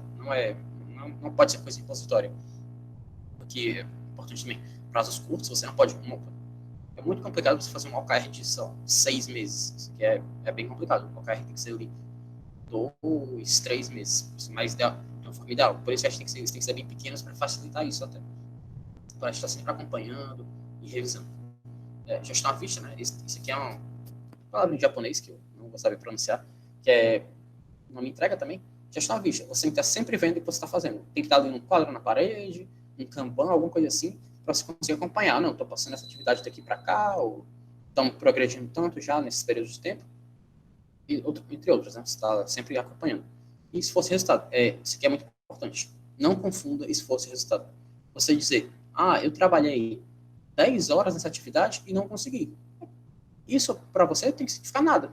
Não importa se você trabalhou muito e não conseguiu. No final, se o resultado for nulo, tipo assim, no mundo dos negócios, é selvagem, sabe? Tipo assim, se você não alcançar, cara, não deu. Você tem que valorizar o resultado, não o esforço. É muito importante também trazer para o OKR. Aí, bem, aqui eu trouxe um exemplo, né? Que primeiro, já explicando, o OKR tem meio que 3 tipos. Organizacional, que é para a empresa inteira. Departamental, para os departamentos, para as diretorias, entre aspas, e o individual, que é para cada funcionário. E aqui eu fiz questão de trazer um também bem diferente para mostrar que ele não é uma caixinha, sabe? Você pode fazer de várias formas. Aqui eu trouxe um de um time de futebol americano, que mostrando que tem aqui o general manager, né, o presidente, o chefe de publicidade, relações públicas e o treinador. Aí o treinador, cada um, vocês estão vendo que cada um tem seus próprios OKRs. O presidente tem os dele, o treinador tem os dele, o chefe de relações públicas tem os dele. Aí o treinador vai mandar no pessoal que trabalha com o setor ofensivo, defensivo e equipes especiais, né, que são os killers e tal. Cada um deles vai ter seus próprios OKRs, mostrando. Eles têm o organizacional, que seria meio que do general manager, o departamental, que seria do head coach e do chefe de relações públicas, e os individuais para cada equipe. Aí, aqui, eu trouxe um exemplo também bem esdrúxulo para mostrar, não esdrúxulo, né? Bem diferente para mostrar as aplicações do OKR. Aqui seria um exemplo, um time que passou hoje, o Bayern de Munique, passou ali botando 8-2 no Barcelona. O objetivo deles é ganhar a Champions League. Outro objetivo é aumentar a receita em 35%, ter o melhor pós-venda do mercado, ou pode ser também outra empresa, né? aumentar a produtividade de uma fábrica. São referência de roupas femininas da cidade em um ano, aqui da Sunflower, né? E aumentar o nome da marca nas mídias digitais. Aí aqui o objetivo é que responder 2 perguntas. Onde queremos chegar e o que queremos alcançar? Né? São basicamente a mesma coisa. Bem claro aqui para todo mundo, acho. E os outros a outra parte do OKR são os resultados-chave. E aqui são métricas que você vai acompanhar se você está conseguindo fazer o que você definiu lá no seu objetivo. Por exemplo, para alguém, se eu quiser ser campeão da Champions League, como o Bayern de Munique quer, ele não pode ficar levando gols direto, certo? Porque senão ele vai acabar perdendo jogos. Vai ser eliminado e não vai ser campeão. Então, uma métrica para ele saber se ele está alcançando isso, como saber se está chegando lá, eu não quero levar mais de 2 gols por jogo. Ou então, para aumentar minhas vendas, eu quero dobrar meu número de leads. Para ter um bom atendimento do cliente, eu quero manter meu NPS, né, meu Net Promoter Score, a chance que o cliente tem de me apresentar para outra pessoa, acima de 7, numa escala de 0 a 10. Diminuir o número de interrupções numa fábrica, numa máquina, em 33%, ou então para a Sunflower, abrir mais 2 lojas em um shopping dentro de um ano, e criar um aplicativo próprio até o fim do ano, também para a Sunflower. E agora, vamos ir para os planos de ação. Certo. A gente definiu, basicamente ali onde a gente quer chegar, a gente definiu os OKRs, quais são os objetivos, como são as metas, mas como que a gente vai chegar até lá? Então, por isso que a gente chega no plano é onde a gente chega nos planos de ações, certo? E já passando, a metodologia que a gente geralmente mais utiliza também é o 5W2H, que ele vai justamente destrinchar aqueles objetivos, aqueles key results do OKR e vai mostrar mais ou menos como tu vai conseguir aquilo, como tu vai chegar naquilo. Basicamente, são 5W2H, porque são 7 perguntas. Eu não vou saber o inglês muito bem aqui, certo? Mas são justamente as perguntas que vão servir para você dissecar, para você realmente abrir aqueles seus objetivos e fazer um plano para poder alcançar nele. A primeira pergunta seria o quê? Que é justamente que vai nortear tudo. O que são justamente os objetivos e as metas do plano de ação. O que seria basicamente ganhar a Champions League, não. Mas não tomar mais 2 gols em um jogo, seria mais ou menos um quê? Aí dentro disso que a gente vai poder destrinchar, certo? Isso. Quando são as datas do cronograma, você precisa ter datas específicas para cumprir aquilo, você precisa bater aquilo em horário, em momentos já pré-estabelecidos. Onde trata-se do lugar onde tu vai fazer aquilo, onde vai ser o planejamento daquilo, onde vai qual local externo, como que vai ser, se vai ser virtual, vai ser remoto, passa muito por isso nessa questão do onde. O como é justamente você destrinchar um pouco mais isso e mostrar como vai ser aquilo, tudo passo a passo, falar qual a metodologia será empregada, quais critérios serão usados, qual vão ser as etapas, como vai ser feita cada etapa, e justamente você fazer uma distinção maior, você justamente detalhar um pouco mais o que você vai fazer. O quanto é o custo final do projeto, é importante quando você vai fazer alguma coisa, você vai mudar alguma coisa, você calcular o quanto você está disposto a investir, calcular e fazer o seu orçamento realmente, porque pode acontecer imprevistos, mas é importante você saber justamente quanto pode ou não gastar. Por quê? Porque é a motivação de tu estar fazendo aquilo. Para tu estar fazendo aquilo, aquilo deve ter alguma importância, aquilo tem que ter alguma importância e gerar algum resultado para você. Então, o porquê vem justamente para você dizer, você falar qual a importância daquilo. E quem é a questão dos responsáveis, que precisa ser mais específico. Você dá uma responsabilidade para alguém para cumprir tal tarefa. Você dá cada coisa precisa passar para um responsável, porque senão vai ficar jogada de um lado para o outro. Acabou que ninguém vai saber quem deveria ter feito aquilo, não vai poder ser cobrado, ao mesmo tempo não vai poder ser desenvolvido da melhor forma. A gente tem alguns exemplos agora no plano de ação. Só falando que qualquer dúvida vocês podem estar falando aí, a gente está atento ao chat e qualquer dúvida que surgir a gente vai respondendo, certo? Aí no caso aí seria o que primeiro, né? Abrir mais 2 lojas em outros shoppings da cidade. Aí você tem o quando? Até o dia 13/8/2020. Geralmente é melhor que você ponha um negócio mais específico para você poder acompanhar a data exata. Onde? No caso aí, via Sul Shopping, no Norte Shopping, a fase de planejamento no escritório da loja. Então, você tem que destacar também onde vai ser todo o planejamento, para aonde você vai fazer que aquilo vire realmente realidade, não é simplesmente você jogar onde seria. Como você entrar em contato com o shopping, alugaria o local, contratar um serviço de reforma, gerir o estoque para as vendas, contratar 7 vendedoras, fazer campanha de marketing nas redes sociais para inauguração. Então, quando você fala do como, é justamente todo esse passo a passo, você citar e destrinchar isso, como seria feito, ainda dá um pouco simples, mas de algumas formas isso é todo o processo que vai ser feito para que isso seja realidade. Quanto 50 mil? Seria um orçamento, não seria um dado fidedigno, mas seria um orçamento para você chegar àquela meta, você conseguir concluir cada etapa. E o porquê? Para aumentar o número de pessoas com acesso à loja em um local propício para isso, além de um local de renome. Então você buscaria um local de renome para colocar a loja ali, onde poderia aumentar o número de clientes que poderia acompanhar, ao mesmo tempo que com 2 lojas você poderia abarcar um número maior de clientes e ainda assim aumentar o nome da marca. Aí quem seria responsável seria a dona da loja, seria responsável por fazer esses pequenos passos, e a gerente seria responsável por guiar essa nova etapa, né? Então, novamente, a importância de você destacar alguém. Só fazer aqui eu não sei se a gente, aqui não tem tipo uma imagem, mas quando a gente está construindo isso num quadro, né, para fazer o projeto, fica muito visual. Mas, tipo assim, a gente está abrindo tipo uma árvore. Dividindo sempre, né? Quando a gente criou lá nos planos de ação e tal, a gente tinha um plano de ação para a empresa, aí outro para a organização, outro para a pessoa. Aí dentro de cada plano de ação, a gente vai implementar um 5W2H, uma ferramenta para desenvolver aquele plano, né, para saber como a gente vai fazer de verdade. Aí, tipo assim, vocês forem ver, a gente está criando ramificações atrás de ramificações. Assim, para no final, vai ficar uma coisa aqui mais basal possível, que o cara aqui na máquina, ele vai saber que ele tem que fazer aquela peça em praticamente 30 segundos. Esse é o objetivo dele. Aí você vai subindo aquela escala, o cara faz a ferramenta em 30 segundos. O gerente ali da produção, ele vai conseguir fazer 5 mil peças por dia. Aí o gerente de vendas, que está acima dele, vai vender, sei lá, 20 mil por dia. Aí vocês estão vendo, né? Para lá na frente, no ponto futuro, o nosso objetivo era aumentar as vendas em 30% e conseguimos. Tá? Tipo, você vai juntando, até conseguir seu objetivo maior.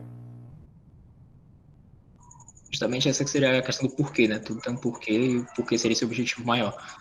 Aí já no próximo passo seria criar um aplicativo próprio até o final do ano.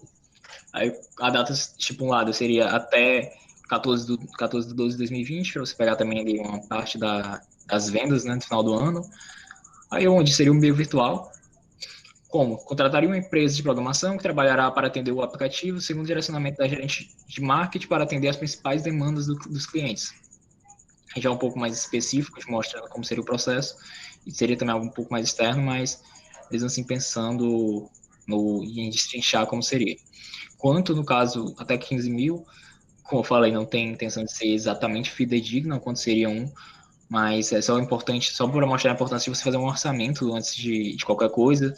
É algo que, antes de você construir uma torre, é importante você saber se você vai ter realmente a quantidade de dinheiro para você concluí-la.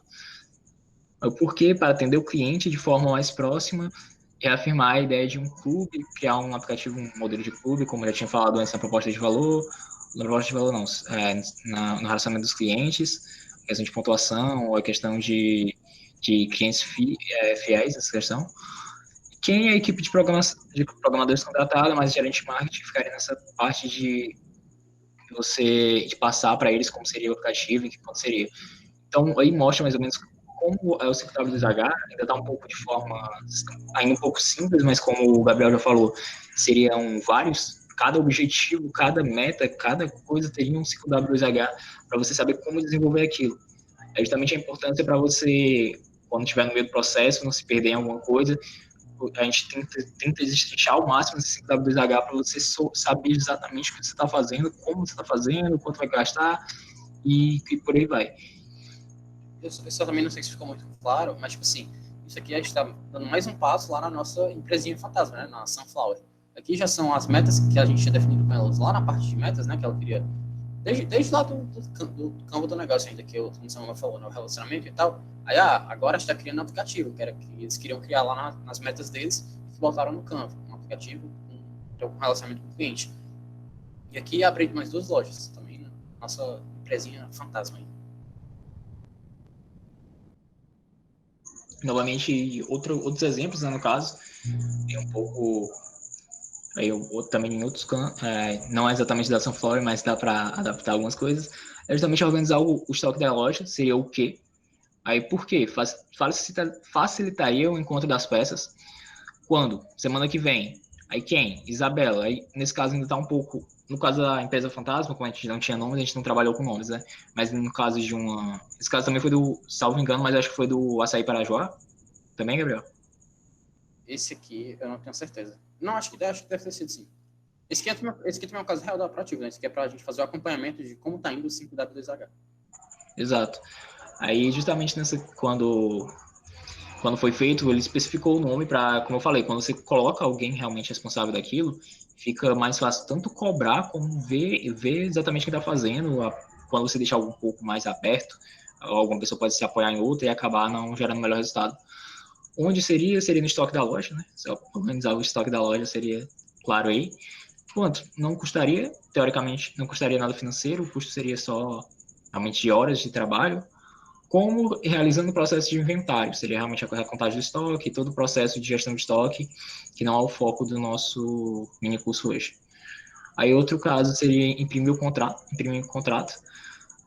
seria o quê, né? O porquê, para entregar ao cliente e fechar o projeto. Quando? Imediatamente, era algo que deveria ser concluído na hora. No caso, quem? O Eduardo, eu acho que até esse caso aí é algo nosso mesmo, né? É real. O Eduardo é um dos nossos consultores, acho que ele que estava responsável na época por fechar esse contrato, não sei qual, né? Mas aí onde? No Silvio Coppers, acho que é conhecido, quanto 25 centavos, e como? Enviar o contrato para meu próprio e-mail e levar para imprimir.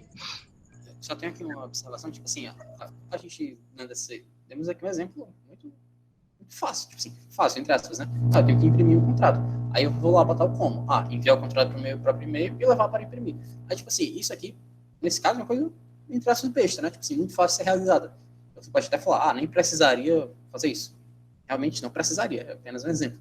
Mas, por exemplo, quando eu falo aqui de uma grande empresa, a empresa que criou o EVA. A gente está trabalhando lá na empresa que criou o EVA e tal, e a empresa que exporta literalmente para o mundo inteiro, que é aqui do Ceará, né? E é milhões de faturamento por ano.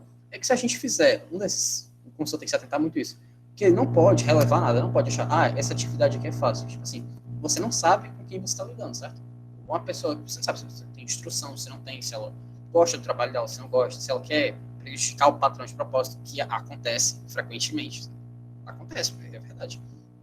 Você tem que destrinchar tudo para... Você não pode ter nessa parte.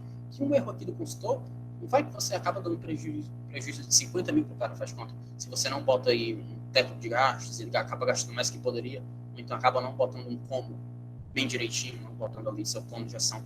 Vamos fazer assim, você vai ter que fazer as suas peças agora nessa velocidade. E dessa forma, né? Não pode também dar só objetivo sem como ele vai fazer. Isso tem que ser muito bem destrinchado, muito bem explicado na hora da consultoria. E também mostra que o 5W2H dá para ser aplicado em tudo, né? Até ele tem spoiler de implementação, mas até uma simples atividade, até uma atividade grande, o 5W2H serve para destrinchar a importância dele e a utilização dele é algo fora realmente do comum. É algo grande, muito usado praticamente em tudo. E basicamente, o Gabriel vai seguir um pouco mais de implementação agora. Pronto. Aí, sendo bem sincero com vocês, pessoal, essa parte de implementação, normalmente não tem muito o que falar, sabe? Tipo assim, essa parte aqui é a parte que fica menos nas costas do consultor. A parte ali de objetivos, sabe? A gente acaba trabalhando muito, né? Indo ali pro estabelecimento. Dia sim, dia não, praticamente 3 vezes na semana. Vamos lá, vamos construir, que você não pode parar a empresa sempre, né? Você vai, não, vou pegar o fulano dessa vez para falar com ele, ou o ciclano, agora ele. E que a implementação você vai ficar ali meio só de observador, né? A gente, depois de tiver construído, tiver nossos objetivos, tiver nossos planos, e como a gente vai fazer lá pelo 5W2H, outra ferramenta, né? Que a gente usa é o 5W2H, proativa, você vai dar lá, né? Agora está na hora de realizar. Aí você vai acabar utilizando algumas técnicas. Aí você pode usar, geralmente a gente usa, né? Quando dá cliente fantasma, por exemplo, cliente oculto, perdão, que é só mais mesmo você observar se está sendo feito como deveria. Porque você também não pode, que na parte mais de consultoria mesmo, a gente não pode. Vamos lá, fechar o contrato com o cliente, tá? Vamos fazer assim, assim, assim, assim. Aí no final do contrato, quando acaba a consultoria, o cliente, mas a gente não conseguiu o que eu queria. Você tem que saber, a gente fez, tipo assim, vocês fizeram o que a gente estudou e criou e tal, foi posto em prática. Se não tivesse sido posto, se você não tivesse controle, você pode acabar colocando tudo a perder. Uma rescisão de contrato aí tem um prejuízo aí de milhares de reais para a sua empresa, né? Geralmente custa um contrato. E aqui você vai acabar pegando, exemplo novamente da loja de açaís, né? Da Açaí Parajoá. Vou pegar aqui somos eu e os Samuel, os consultores, aí eu peço, não, João, o João que é o presidente da diferença da Proativa, João, você pode ir lá no Açaí Parajoá? Você fala, normalmente, peça um açaí, coma e avalia aquilo que a gente está pedindo. Aí a gente anota lá os tópicos que a gente, baseado no que a gente fez, né? Eles queriam melhorar o atendimento ao cliente e tornar o atendimento mais rápido. Então, você pode medir quantos minutos demorou para você ser atendido e tal. É isso aqui, a gente vai realmente só manter o controle e sempre anotar tudo, sempre escrever e documentar tudo. Você não pode ter nada novo. Eu acho que eu demorei 2 minutos, aí, tipo assim, você não receber isso por escrito, aí chegar lá no final do projeto e perguntar, quanto foi mesmo o tempo que demorou naquele dia? Não, isso tem que ser sempre documentado. Nessa parte também, eu acho que isso é a parte mais importante aqui da implementação, é você registrar e documentar tudo que se foi feito, né? Caso tenha sido feito, como foi feito. Durou tanto tempo, agora eles estão fazendo isso, agora eles mudaram essa parte, trocaram esse layout e tal. É mais isso mesmo, a parte de observação. É justamente a importância de quando você implementa também, agora você auditorar aquilo. A gente fala principalmente do ciclo PDCA, quando a gente fala disso, sobre os momentos, né? Primeiramente, tudo que a gente estava falando era fase de planejamento e fase de fazer, mas agora a gente chega numa fase de checar aquilo que está sendo feito e agir em possíveis mudanças, certo? Quando a gente implementa um processo, podem haver algumas mudanças, pode haver alguma coisa que não esteja agindo como a gente pensou, como foi planejado, então a importância dessa melhoria constante. O ciclo PDCA, eu acho que tem conhecimento aqui, eu acho da maioria, se não todos, é baseado nessas etapas, planejar, fazer, checar e agir.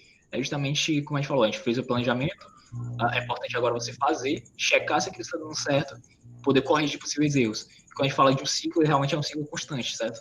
Ele é uma qualidade, uma melhoria contínua. Então, ele tem que ser algo que vai sempre ter essa interação e sempre se reformulando, mas sempre se checando e agindo novamente, checando e agindo novamente.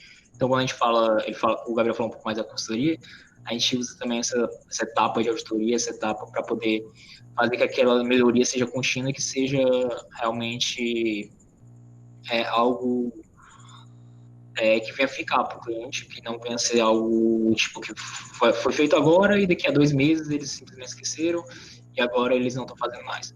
Agora um pouco mais das etapas, certo, do PDCA. O planejamento vem da etapa desde o identificar o problema, onde você define o problema, mostra o histórico dele.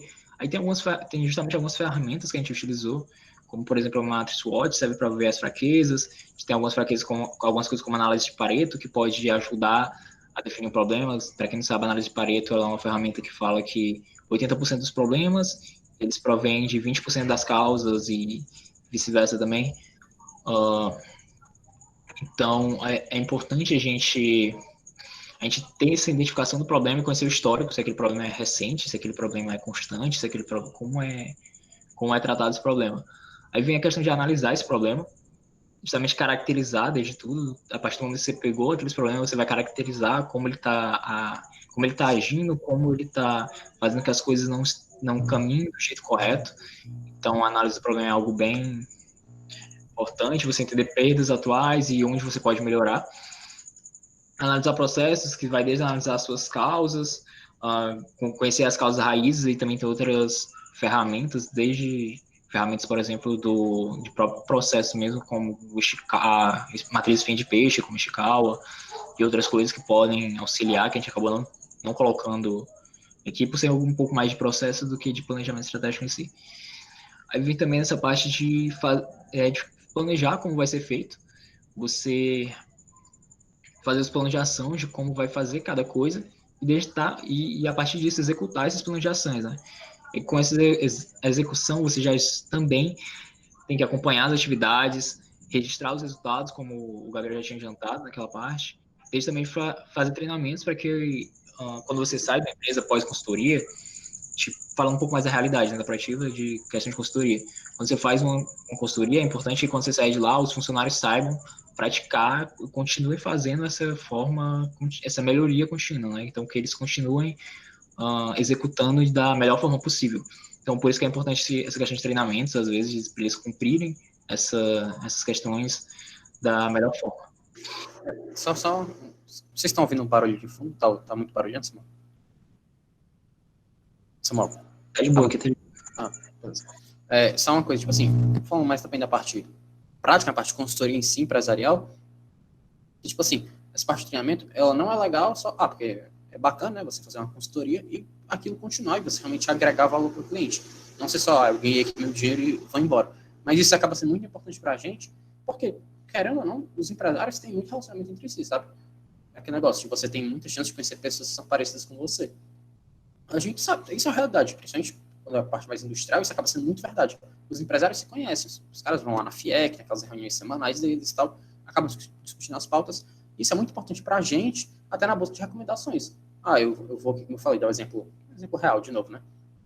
Eu vou ali na fábrica de EVA, qual o nome? Não cabe, né? Eu vou ali na fábrica de EVA, faço meu projeto e tal, melhorar a produtividade do cara. Aí o cara, quando for lá na próxima semana, na reunião da FIEC dele, tem uns meninos lá da UFC, trabalharam muito bem, o preço deles é muito abaixo do mercado. Olha, saíram aqui da minha empresa já há 6 meses e o que eles implementaram lá, a gente continua usando até hoje, a gente continua melhorando e fazendo o que eles falaram. Isso é importante para a gente como empresa em si, sabe? Para o nosso faturamento, para a nossa NPS, para nossas metas, que isso são tudo metas, né? Nossa NPS e tal, se vão promover a gente ou não. Isso é importante, como estou dizendo, isso é importante para a gente também como empresa para faturar mais no futuro. Não só pela questão do projeto em si, como até que ético, né? Você entregar de verdade o resultado pro cara e não só prometer e não dá nada no final. Quando você for embora, tchau e leva o resultado comigo. Aí você tem, por exemplo, aí já partindo para a parte de checagem, né? A comparação dos resultados, você precisa analisar os registros, como ele falou. A importância para a gente disso como ele falou, é absurda. Você precisa. Um dos nossos valores da Proativa, por exemplo, é o compromisso com o sucesso do cliente. Então a gente precisa que sempre esses projetos sejam o máximo possível, que a gente venha realmente utilizar o planejamento estratégico para impactar aquela empresa, não simplesmente para ser algo que foi feito, para ser documentado e simplesmente mais nada. Então a gente precisa dessa análise dos registros, a gente precisa acompanhar. Então a gente vai entrevistar o pessoal também. Então vem toda essa parte da checagem para ver se aquilo está sendo cumprido de forma correta, certo? Finalização dos resultados, onde foi citado aí também, que justamente ver se acompanhar se aquilo realmente serviu de alguma forma para Porque, de certa forma, apesar de tudo, o objetivo final da empresa é lucrar, né? Então, a gente precisa entender se aqueles processos, ou se tudo que foi feito, aquele planejamento estratégico, está realmente fazendo com que venha ter um impacto para eles, que eles venham realmente conseguir tirar daquilo, do investimento que eles fizeram. Certificação do cumprimento das ações, você precisa realmente certificar. Vem a parte de padronizar com os que a gente chama de POPs, procedimentos de ordem padrão. São basicamente documentos que vão padronizar aquilo, vão especificar lá ali o processo, vão falar como que aquilo tem que ser trabalhado, qual a melhor forma de executar aquilo, tudo documentado, porque isso também vai facilitar, por exemplo, a chegada de um novo trabalhador que não estava durante o período da consultoria, aí como ele vai se adaptar, né? Aí para diminuir esse tempo de rampagem dele, de aprendizado dessas novas coisas, tem justamente esses POPs, procedimentos de ordens padrão, que vão lá destacar tudo que ele vai precisar saber, tudo que ele vai precisar, todo o processo, toda a parte da motivação daqueles processos, que também é muito importante, todo o plano de ação para executar uma coisa também constado nesses POPs é extremamente importante. E também essa parte de não encerramentos, porque o ciclo PDCA ele é aquilo, né? Sempre melhoria constante. Então, passou essa etapa, passou esse ciclo, volta de novo para planejar uma nova etapa, volta de novo para refazer, volta de novo para checar o que está dando errado, volta de novo para padronizar o que estava certo, e sempre nessa melhoria constante, como ele falou, é um ciclo, não é algo que tem fim, né? Só 2 comentários breves também, tipo assim, acho que as partes mais importantes são as financiarização dos resultados, na parte de checagem, né, que, como o Simão falou, no final de tudo, a empresa, o objetivo dela é lucrar, é trazer dinheiro para os funcionários, né, gerar dinheiro ali, o salário deles, e trazer dinheiro para o patrão também, no final das contas, né, que ele acabou investindo naquilo ali, botar dinheiro no bolso. Aí, tipo assim, você tem que financiarizar, o consultor tem que ter isso muito em mente. Ele não pode, o objetivo é diminuir 30 segundos na fabricação da porta de carro. Mas esses 30 segundos na fabricação da porta, eles vão me trazer o quê, no final das contas? Eu vou ganhar R$1 a mais? 2, 3, 10 mil, 20 mil, 1 milhão? O consultor tem a obrigação, isso que é importantíssimo, de botar na ponta ir lá na calculadora e fazer. Eu gasto tantos funcionários para fazer essa atividade. Esses funcionários ganham tantos reais a hora, né?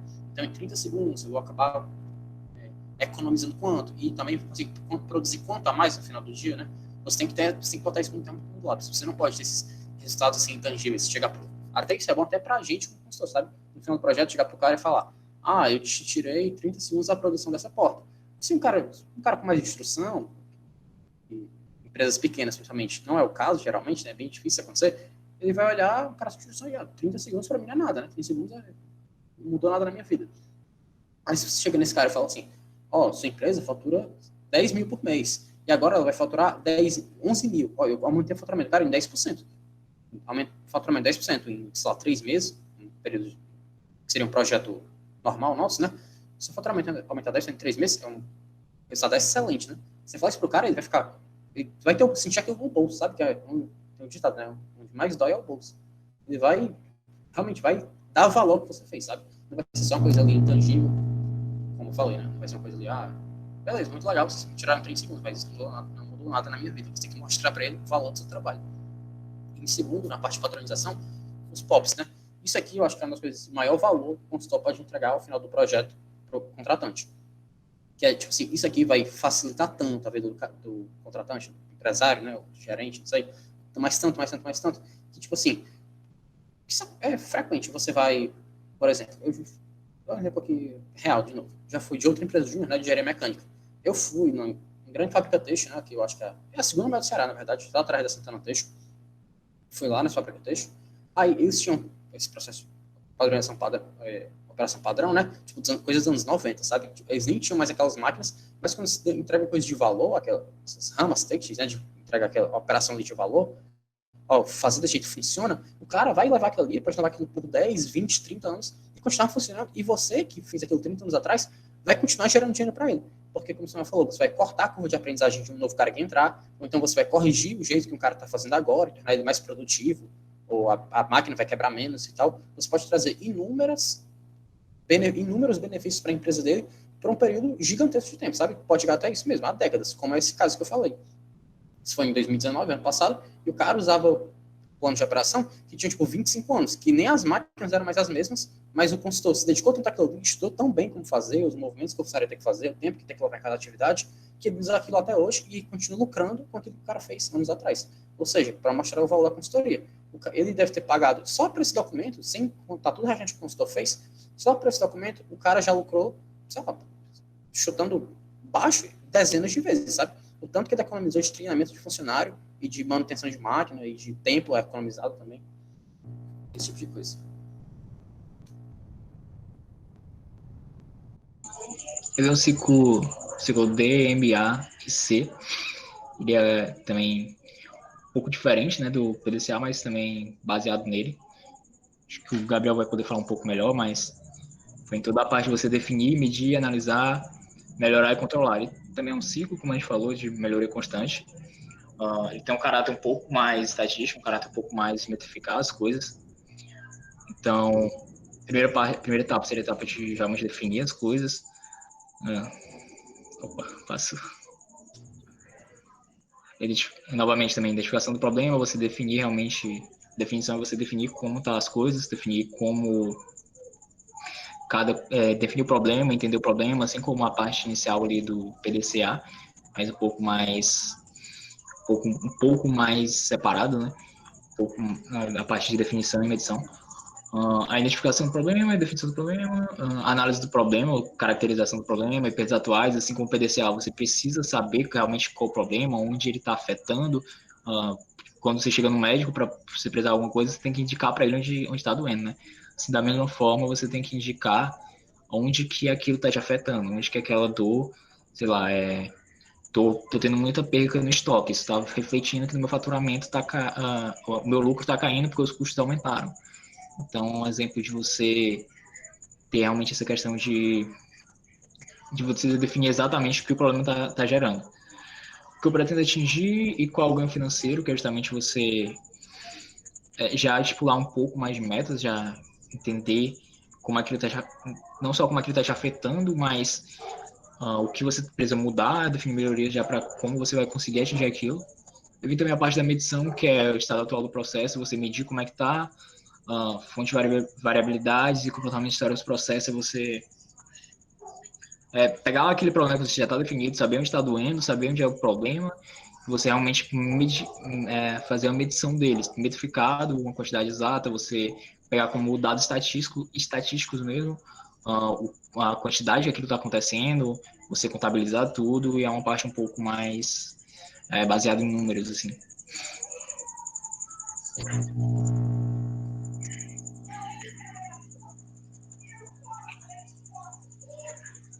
Aí você tem a parte da análise, né?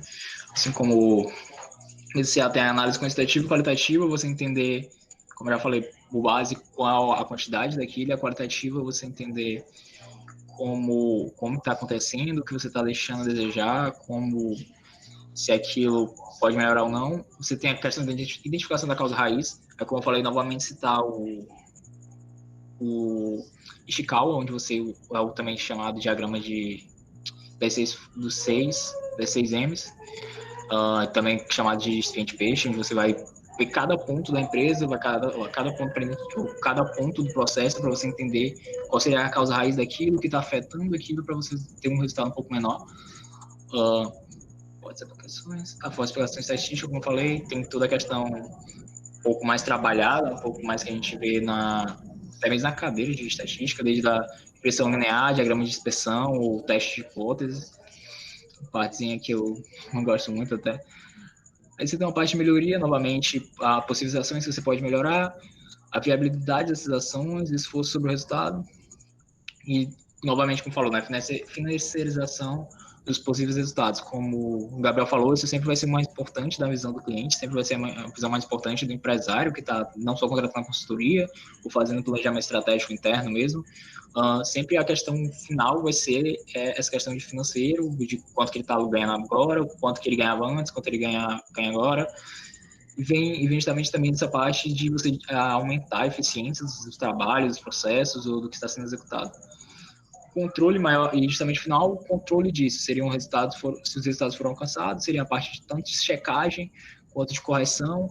Os POPs, novamente, como eu já falei antes, né, são aqueles procedimentos de ordem padrão, que a gente tem destacado todo o processo, destacado tudo que vai ser feito, para você padronizar o que está dando certo e excluir erros, para você, como eu falei novamente, diminuir o tempo de rampagem de novos funcionários, para caso você tenha alguma dúvida ainda do trabalho que você está executando, você tem os POPs para você servir de base, e as cartas de controle, que também servem para você, o cliente, se controlar e medir como tá sendo esses resultados. Também só fazer aqui uns breves comentários sobre o DMake, né?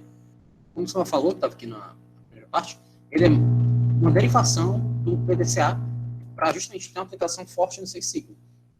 Quando os caras fizeram Six Sigma, eles começaram a aplicar PDCA nos projetos. Só que eles notaram que, tipo assim, como o Six Sigma foi muito voltado para uma lógica fabril, foi muito criado para essa parte de produto, realmente, você gerar alguma coisa ali, uma peça, ao final, tanto é que ele traz essa carga de estatística, né, que é ter algumas variações em algum milhão, que seria o 6 sigma, né, que sigma é uma variação padrão, seria a performance ideal de uma fábrica, na visão dos pesquisadores. Eles botam muito essa parte matemática. Aí, como eu falei, né, tipo assim, você acaba, a gente, quem prestou um pouco de atenção e tal, já tem estudado isso, conseguiu ver que a gente consegue encaixar algumas partes não. As partes do DMake, a gente pode encaixar elas dentro do PDCA. Tipo assim, essa parte de definição, medição e análise, as três, elas fariam parte ali no PDCA da parte de planejamento. Enquanto a parte de melhoria seria a parte de fazer em si, né? E o controle seria o checar e o agir do PDCA. Vocês podem ver que essa parte de planejamento do DMake, ele é muito forte. Por isso, até tipo assim, o PDCA é muito usado em empresas pequenas e tal, até mesmo empresas grandes, mas que tem um trabalho muito com produção, seja uma coisa mais de serviços e tal. Mas quando você trabalha com uma produto de verdade ali, na fábrica, máquinas e tal, isso é muito importante você ter esse controle estatístico. Para você ver, eu produzo minhas peças na média bem, só que tipo assim, sua média é boa, beleza. Só que você produz muitas peças acima da média, muitas abaixo, elas são todas ali meio que padronizadas. O cara saber disso, na realidade, é muito importante. Por isso você vai acabar aplicando vários processos matemáticos que a gente colocou aqui, né? Durante as pesquisas, nas aplicações em si, coloquei essas três, só que, tipo assim, isso está bem reduzido. Você vai aplicar pelo menos ali uns 4 ou 5 só nessa parte de análise, e além disso, nessa parte aqui de medição, você vai aplicar outras ferramentas matemáticas. Isso acaba sendo muito específico e não cabe você ficar citando aqui. Mas eu só queria ressaltar isso mesmo, que o DMake tem mais essa visão de indústria, e o PDCA hoje em dia acaba tendo mais uma visão para ou empresas menos complexas ou empresas que trabalham com serviços. A gente acaba tendo isso muito em vista. E as cartas de controle também, só para dar uma reforçada, ela não é que pode confundir um pouco com o POP, né? Mas a carta de controle não é sobre controlar o processo. É você mostrar no final de tudo, literalmente a parte matemática mesmo, as contas. Estão aqui os gráficos, cheque sua dispersão, sua tendência é essa, suas peças são feitas assim, para o cara ver o porquê você está fazendo aquilo. E também a parte muito importante, que eu esqueci de citar, que é no teste de hipótese, que é o teste de hipótese científico mesmo, sabe? Que isso é, o DMake tem muito também essa visão da academia para ser aplicado na indústria. É o teste de hipótese de verdade. É você ver lá e tentar correlacionar por meio de estatística. Se eu vou alterando os fatores 1 a 1, né? Eu faço desse jeito, depois desse, mudando uma coisa de cada vez. Aí você vai pegar todas as suas hipóteses, né, que você fez no começo, pegar os dados das suas medições e checar, não, estatisticamente, isso aqui pode ter acontecido por essa razão, quando eu mudei estatisticamente ou diminuiu, esse tipo de coisa. É uma parte bem acadêmica mesmo da coisa. Tanto é que a Proativa, se eu não me engano, acabou nunca aplicou essa parte, mas a gente resolveu trazer porque a gente sabe que é muito usado, principalmente na indústria hoje em dia.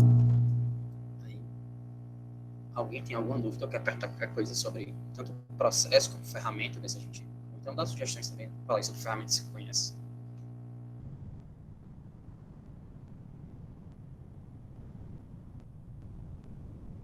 Alguém escreveu alguma coisa assim? Agora não. Muito bom, Gabriel Samuel.